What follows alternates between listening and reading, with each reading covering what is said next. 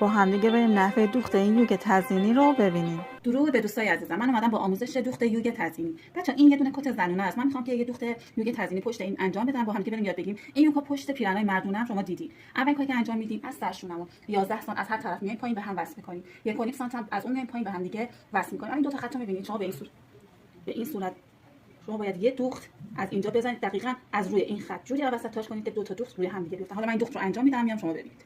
خب بچه‌ها ببینید من این دوخت رو زدم. اینو گذاشتم دوخت زدم و به سمت بیرون اتوش زدم. نگاه کنید کامل مشخصه. حالا بعد چیکار کنیم؟ حالا اینو قشنگ روی این قرار میدین، لب به لب این با یه پای چرخ دوباره چرخش میکنید. این دوختیه که ما زدیم لب به لب این داخله و یه دور دیگه برمیگردونم روی کارم. ببینید اینم روی کار.